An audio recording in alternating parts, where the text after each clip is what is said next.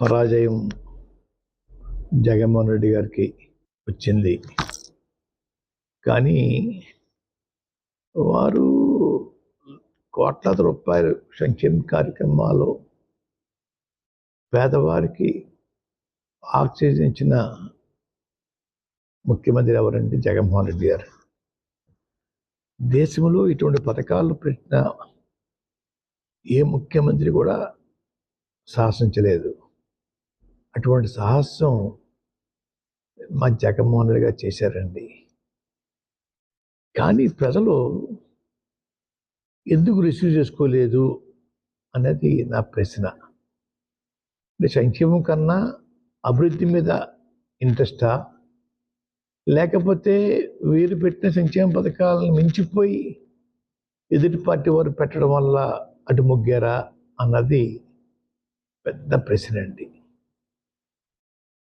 సంక్షేమ పథకాలకి ప్రజలు ఓటైనప్పుడు రాబోయే రోజుల్లో ఏ ముఖ్యమంత్రి కూడా సంక్షేమ పథకాల జోలికి వెళ్లకుండా ఉండే వాతావరణం ప్రజలకు కల్పించారని అనుకుంటా ఉన్నాను. అయినా కూటమి నాయకులు గెలిచినందుకు వారందరికీ శుభాకాంక్షలు తెలియజేస్తూ ఉన్నాను. గతంలో పవన్ కళ్యాణ్ గారి గురించి నేను సవాలు విసిరానండి. పిఠాపురంలో ఓడించి పంపుతాం, ఓడించి పంపకపోతే నా పేరు మార్చుకుంటాను పద్మావరెడ్డిగా అని చెప్పడం జరిగిందండి. ఓటమి చెందాను. అన్న మాట ప్రకారంగా నా పేరు పద్మావరెడ్డిగా మార్చమని చెప్పేసి గెజిట్ పబ్లికేషన్ కోసం పేపర్స్ అన్నీ రెడీ చేసుకున్నానండి. రేపు ఇంట్లో పూర్తిగా నింపి పేరు మార్పు కోసం దరఖాస్తు చేస్తానండి.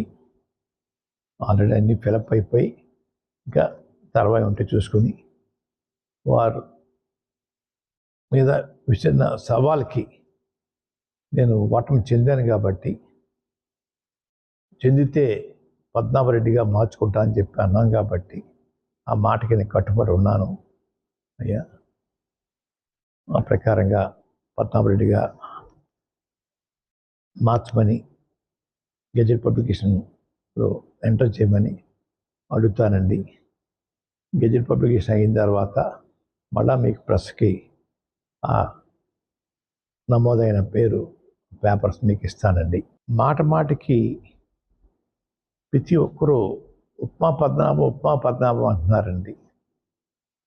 అంటే నేను ఉప్మా కాఫీ మర్యాద చేయటం తప్పన్నట్టుగా, లేదంటే చాలా చీప్గా వారు దృష్టిలో ఉందో నాకు తెలియట్లేదు. ఉప్మా పద్మనాభం అనే వారిని నేను మీరు ఎవరైతే ప్రేమిస్తున్నారో వారి చేత రోజు పలావులు పెట్టించండి. పలావులు పవన్ కళ్యాణ్గా వారిని తయారు చేయండి. అంతేగాని నన్ను మాటికి ఉప్మా పద్మనాభం అని అవమానించాలని ప్రయత్నం చేస్తూ ఉన్నారు. మా తండ్రిగా తాతగా దగ్గరించి కూడా ఇంటికి వచ్చిన వారికి మర్యాద చేయటం మాకు అలవాటు. ఆ అలవాటుని తప్పుగా మీరు బోతలు చూపిస్తూ ఉన్నారు. మీ ఇళ్ళకి వచ్చినప్పుడు మీరు